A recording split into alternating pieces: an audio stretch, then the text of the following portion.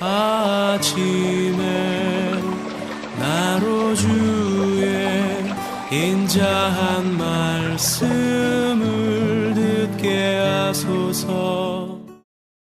성도 여러분 안녕하세요. 토요일입니다. 오늘도 하나님의 사랑이 또 평강이 여러분들의 삶의 자리와 마음 가운데 가득하기를 간절히 소망합니다. 말씀 한 곳 봅니다. 누가복음 12장 1절부터 5절까지의 말씀을 제가 봉독해 드립니다. 그동안에 무리 수만 명이 모여 서로 밟힐 만큼 되었더니 예수께서 먼저 제자들에게 말씀하여 이르시되 바리새인들의 누룩 곧 외식을 주의하라. 감추인 것이 드러나지 않을 것이 없고 숨긴 것이 알려지지 않을 것이 없나니 이러므로 너희가 어두운 데서 말한 모든 것이 광명한 데서 들리고 너희가 골방에서 귀에 대고 말한 것이 지붕 위에서 전파되리라.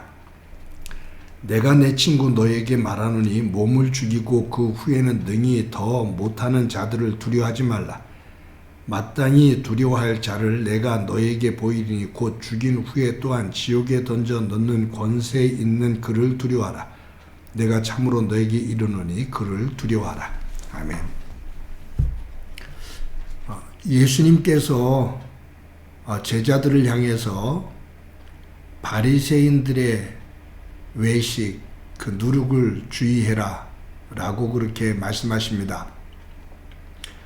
누룩이라는 것은 효소를 지닌 곰팡이를 곡물에 넣어서 그것을 발효제를 넣어서 만들어지는 발효제를 말하는 거죠. 이것이 번식력이 상당히 강합니다. 그래서 어디에 넣기만 하면 그것이 쉽게 번식이 되어서 거기에 담겨있는 모든 것들에게 영향력을 끼치게 되는데 예수님께서 이 바리새인들의 외식을 누룩에다가 비유하고 있어요. 성경에 보면 예수님께서 이 누룩을 천국에도 비유하거든요. 그러니까 이 누룩의 번식을 긍정적인 면에서도 비유를 하시고 또 부정적인 면에서도 비유를 하시는데 오늘 이 본문에서는 이 누룩을 부정적인 의미로 바리새인들의 외식을 이 누룩에 비유해서 말씀하고 계십니다.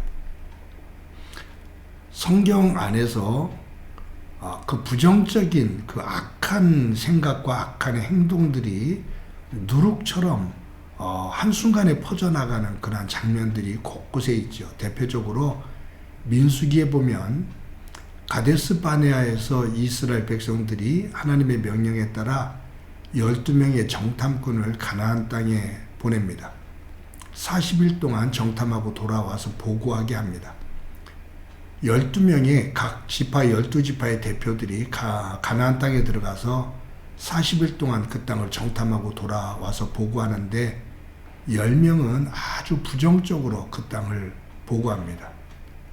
거민을 삼키는 땅이다. 그리고 우리는 거기에 살고 있는 가나안 족속들이 아낙 후손들인데 그들 앞에서 우리는 메뚜기 같은 존재다 라는 부정적인 보고를 해요.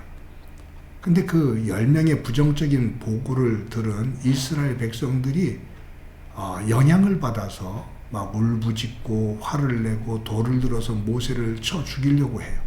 그때 여호수아와 갈렙이 아니라고 그 가나안 땅은 하나님께서 우리에게 주신 젖과 꿀이 흐르는 땅이라고 하나님께서 우리와 함께 하시면 그들은 거인이지만 우리의 밥이라고 이야기를 합니다. 그런데 이 믿음 안에서 선한 고백을 하는 여호수아와 갈렙의 이야기는 듣지 않고 10명의 그 부정적이고 악한 그 평가를 그들이 받아들이면서 들불처럼 번져나가고 누룩처럼 그 악한 말과 행동들이 퍼져나가요. 그래서 하나님께서 결국은 그들 모두를 광야에서 죽이게 되는 그 과정이 이어지죠.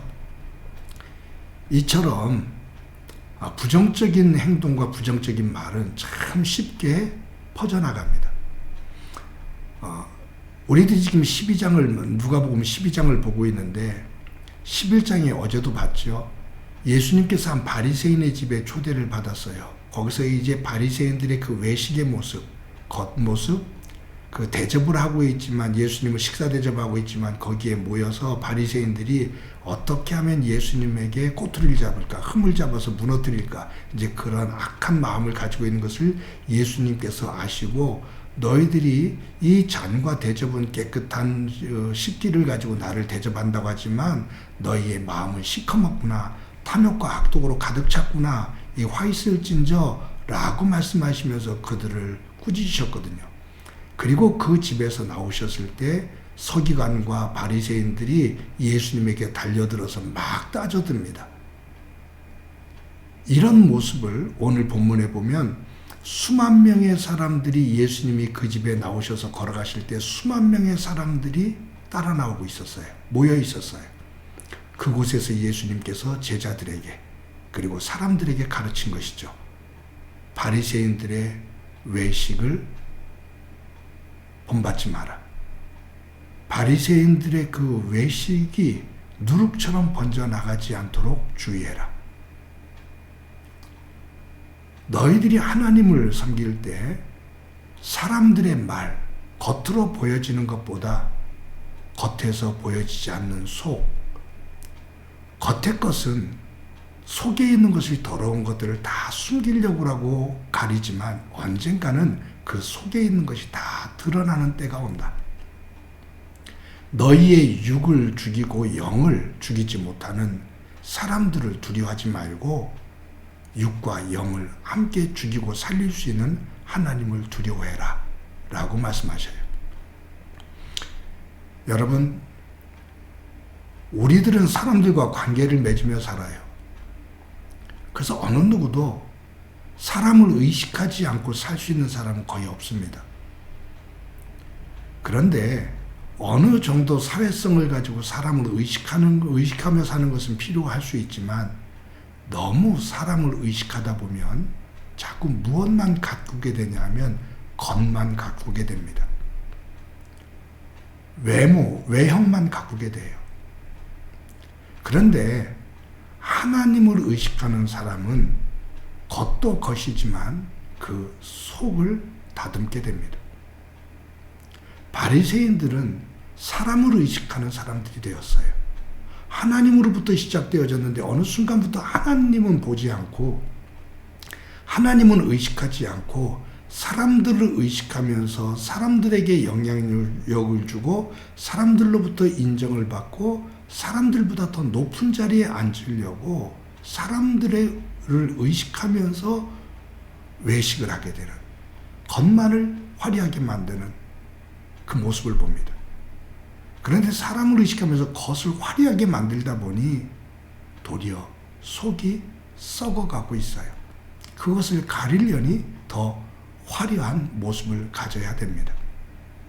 예수님께서 그것을 지적하시는 거예요. 그리고 제자들에게 너희들은 제발 내가 당부한다. 바리새인과 같이 겉을 화려하게 자꾸 꾸미려고 하지 마라. 사람들에게 인정받기 위해서 겉모양만, 자꾸 외형적인 것만 갖추려고 하지 마라. 너의 내면 깊은 곳을 보시는 하나님 안에서 너의 내면을 하나님 앞에 세워라, 그 말이에요.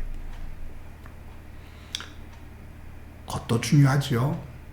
어떤 옷을 입느냐에 따라, 어떻게 외형을 가꾸느냐에 따라 사실 사회생활하는 것이 달라지는 것이 있어요. 그런데 균형입니다. 조화입니다. 두 가지를 잘 조화 있게 만들어가는 것이 필요한데, 예수 믿는 사람들은 그 조화 속에서도 항상 내면의 세계, 하나님을 의식하는 세계, 그 세계를 더 소중히 여기고 그것을 기준으로 살아갈 때 그 겉을 만들어가는 그 적정선, 적당한 선, 그것을 조율할 수 있다, 그 말이에요. 오늘도 하나님 안에서 우리의 겉과 속이 말씀을 중심으로 잘 조화를 이루고 균형을 갖는 아름다운 삶이 되어지기를 간절히 소망합니다. 한번 기도합니다. 하나님 감사합니다. 세상을 살면서 말씀 안에서 조화와 균형을 이루며 산다는 것이 결코 쉽지를 않은데, 우리의 가치의 중심의 추가 겉이 아닌 속을 중심으로, 사람이 아닌 하나님을 중심으로 먼저 움직이고 집중하며 그것을 중심으로 속과 겉의 균형을 만들어 갈 수 있는 영의 분별력과 지혜로움을 가지고 오늘도 살아갈 수 있도록 은총 베풀어 주옵소서. 함께 해주시리라 믿고 예수님의 이름으로 기도드립니다. 아멘.